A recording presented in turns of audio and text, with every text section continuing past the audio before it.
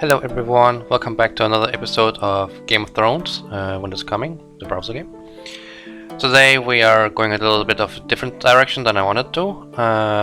We're going to look at something that's super important for alliances, which is rebuild leaders. And you can see currently we have Old Town and Black Years as rebuild leaders today, and I'll go through some of the details about what you should do to maximize your value to kill rebuild leaders and what you can do to, or what benefits it has. Basically, a lot of things is gained by killing rebuild leaders. You get chests, which benefits the entire alliance, and once you have enough chests, you get higher levels and so on. You get better rewards, and as you can see here, chests gives a lot of daily resources and rewards and speed ups and so on. So killing as many rebuild leaders as highest level or as highest of a level as possible, while also minimizing the amount of motivation you use for it, benefits the entire alliance and benefits yourself as well. So how do we start at looking what to do to kill rebuild leaders? When you have rebuild leaders, you have to look at a specific stat that's called expedition damage. Expedition damage is basically fixed on rebuild leaders entirely, and even if you have equipment that gives you maybe cavalry attack, infantry attack and so on, those things are not going to affect the rebuild leaders in any form or way, basically, in terms of damage or heal or anything like that. There's a research tree in the research building that basically focuses on expedition, and that also allows you, once you research further into it, to get higher levels of rebuild leaders that you can hit and so on, and it will increase your damage, the heal, and all sorts of things, which makes it easier for you to basically take down rebuild leaders.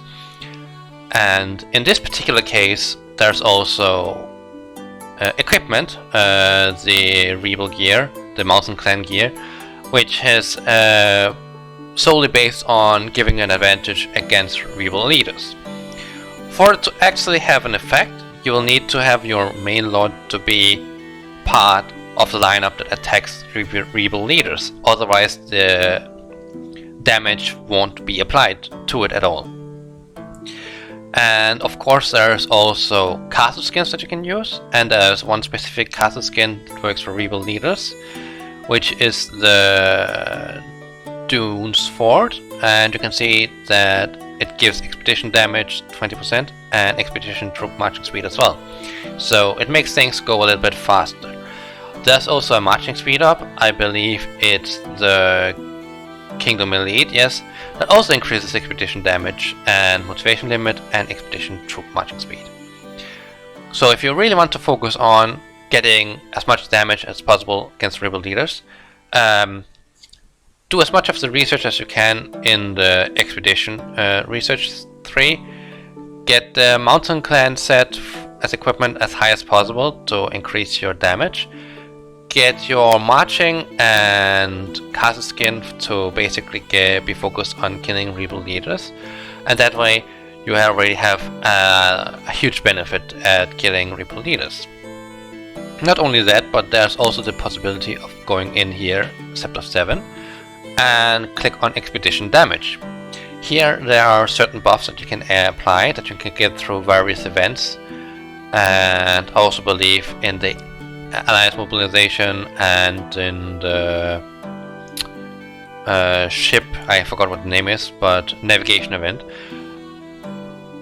There's this possibility that you get increased damage against rebuild leaders. In this particular case I have a few for 25% damage increase, but as far as I know there's also one for 50% damage increase, which is really important if you want to kill the high level rebuild leaders.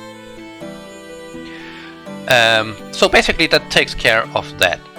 As you can see here, we have a speed bonus, and you have the counters, which is what is getting countered by the rebuild leader, and recommended troop type. As you know, all commanders have a certain troop type. If you look into when you're about to attack, it will say, if you count it, you can see here today with Black Ears and Old Town, I believe both are infantry types. And if you look here, you can see that infantry is speeding spears, but is weak to cavalry, and bow is just in between, basic does general good damage. So what you want to do is to basically be able to put someone in the front, in the middle, that can be a tank, be the tank of the entire expedition. And each commander has a certain stat affiliated to them under their name. You can see Rob has defense and CC, Haley has attack and defense, and Arya has single targeted attack. And you can also see that their attack, health, defense stats also all vary a lot. In this particular case, since we have an infantry commander that we are going against, we want to have a cavalry defensive commander. You can see that Jan is a support and healing, but has decent health and decent defense. When you have maxed out your researchers in Expedition 3, then having Jan in the front is possible to counter infantry type rebuild leaders. Up to probably, I believe, level 4 can be held back by Jan. I'm not entirely sure if level 5s can be held back by Jan, but in those cases I would probably recommend something like Rob, that, or if you have something else that has high defense and good health, use that. I would probably use Rob instead, because Rob also has the stun built in, but usually you want to have some sort of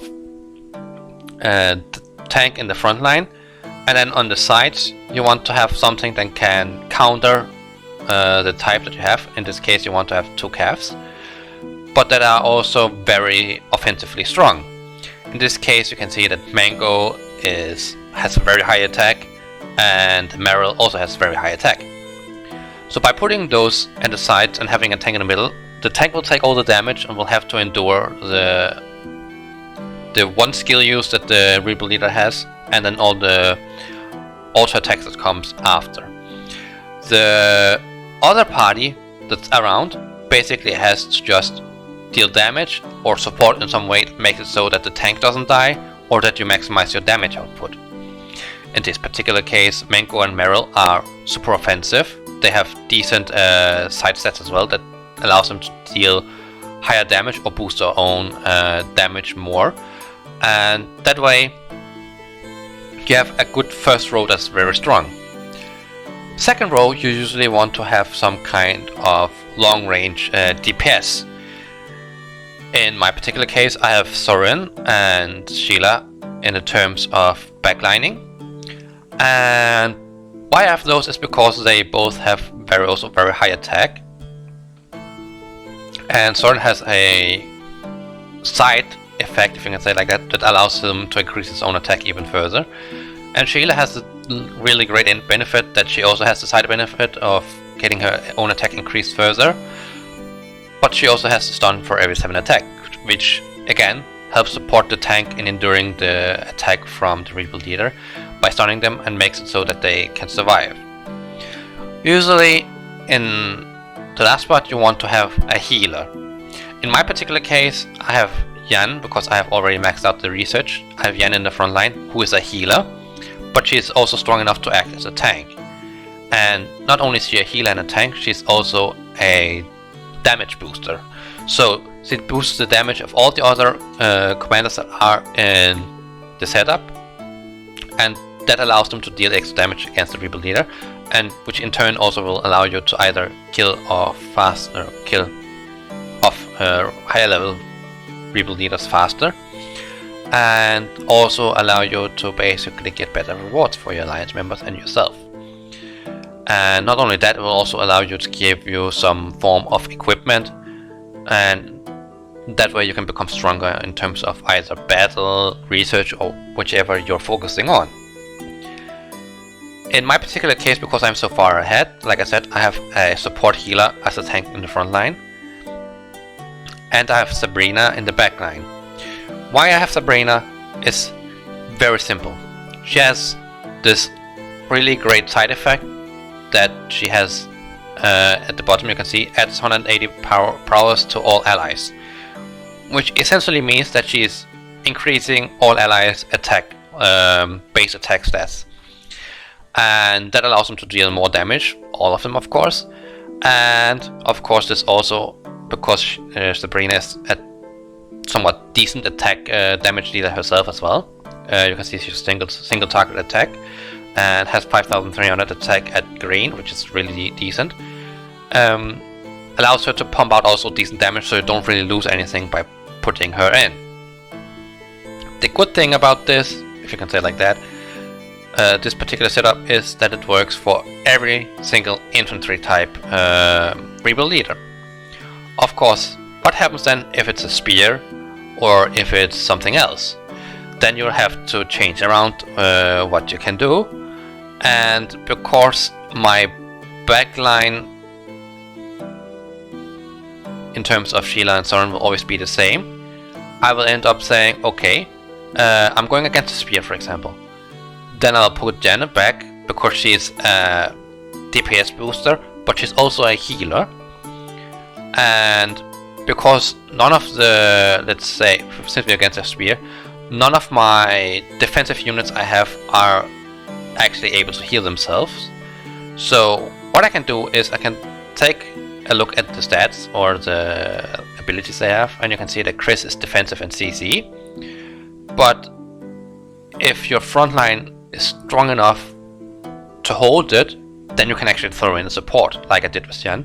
In this case, I could probably throw in Tyrion, which can probably take up till, I would assume with maxed out research, he can survive with against a level 4 spear, as long as you have Jan in the back to basically keep him alive. And the good thing about Tyrion, if you look at his stats, is that he adds Fit 5 to all attributes to all allies, which means that he's giving them a low attack boost, but his special ability or active ability gives 2065 attack to all allies for 9 seconds. So basically you can put in him there, and he will work the same as Jan did before as a damage booster, but this case you have double damage boosters, and you have a healer in terms of Jan, and you put Arya because she's single target and high attack, and you put Barrett because he's area attack but has also very high base attack, and you can see he has 8345 base attack, and he also has 2888 as a side effect that gets added on top of his attack, which allows him to become even stronger. And that way, for this setup, for example, works okay against Spear Reaper Leader. So you are basically, as a free-to-play player or semi-free-to-play player, you have options. Of course, if you do put in a lot of cash into the game and have more commanders and so on, there will be other options, and I would probably recommend you to go on the Game of Thrones Discord, which will be in the description down below, a link for that, and you can like search up all sorts of informations for paid commanders. Since I don't have that many of the paid commanders, I'm not entirely sure what works best. And since we also talked about CAF command or CAF rebuild leaders, I can give a general idea for formation that you can put for a CAF commander. I will probably put in Gorel. I will keep the backline as it is because Jan can heal whoever. The good thing about Gorel, he is also able, with full research done, he should be able to also tank level 5s, which are super difficult and super expensive to do. I personally don't recommend to go higher than 4, and if you're really good and you have maxed out everything, you might be able to, with the right commanders, to 2-hit level 4s if you have the buff on and everything else on. But otherwise, currently I can probably 3-hit some of the level 4s, and I can 2-hit level 3s. But either way, I will put in Goril as a tank. You have Arslan as a single target high damage dealer, And here it becomes tricky. If you have the option, then you can put in Varys, but there are better alternatives. Umar is stronger than Varys, already at purple. Hector is even stronger at green than Varys, and you can also see his attack and defense. So if you want something else to put in instead of Varys, I would probably say you can put in Merrill against Cavs as well, in terms of free to play setup. But over time you'll probably be able to get Hector, and I would probably say Hector is slightly stronger once he is at purple. Once he's at purple, he should be a better choice than Merrill. Maybe already at blue. I haven't done the calculations yet, but it's around, like somewhere around blue and purple, that he would be stronger than Merrill.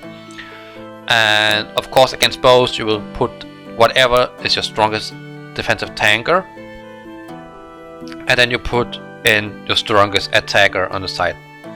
And since bows don't have a direct weakness against them, you're not forced to basically stick to one specific type. Some people will maybe say, why not use bows against bows? The problem is there's no real decent bow commander that can tank, at least not free to play. And in terms of damage output, bows don't do that much more damage than some of these troop specific commanders do. So I would probably say a standard, actually like something like this could work against bows if you want to do that. But it's super important that if you're not able to support your tank, your damage dealers will also fall. So it's super important that you have a good strong tank and some kind of support healer. If you don't have Janet Gold, you could probably go with Sansa as a healer, but your damage output will be lower because you don't get the damage buff from Janet's active ability. But there are like certain options and you can fiddle around with, and because of that I would probably say you can test out, look at this video, take some of the advice that you have in this video and test them out, and based on those you will find out what works best for you. And like I said, put a tank that counters whatever Reaper leader type is there in the front line, take 2 damage dealers that are countering the Ean Reaper leader there, 1 support healer in the back depending on how strong your tank is, and then 2 probably bow backline DPS. The reason for why I picked bows is because bows have range, so they can attack faster. If you have calves, inf or spear, they would basically have to run from the backline all the way to the front line, and you maybe miss 1 or 2 attacks, which can maybe be the difference of 0.10, 0.20% in total, and might make you have to do another additional hit to actually get it done. Something that you also have to keep in mind is that if you deal maybe around 45% or between 50 and 45% on one hit, then only do solo hits. Solo hit it once, deal the 45 to 50%, and then solo hit it once more after. The game is coded so that whenever you do 1 hit at a time, the hits that are following that will get a damage boost. But there's also the option of basically doing max attack, which allows you to put in the amount of hits that you want. But if you set it to 2 hits, then you won't get the damage boost. So if you want to save your motivation, and you do between 45% to 50%, there's a high chance that you can actually 2-hit the Rebel leader by doing 2 solo hits at a time instead of doing 2 hits at once.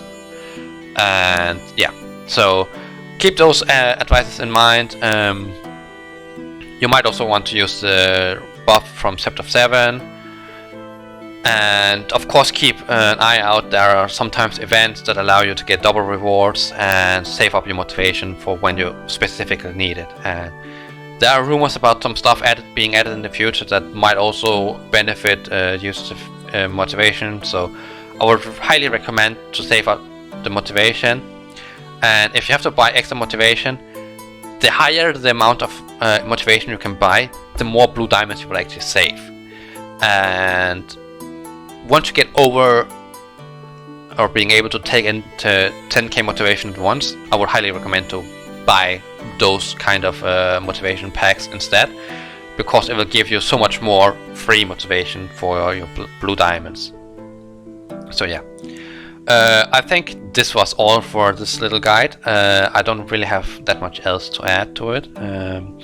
I will update the guide or do some other stuff if I see things being valued more there, of course, or things are getting added, and I might also make some text guides if there's interest for that. So yeah,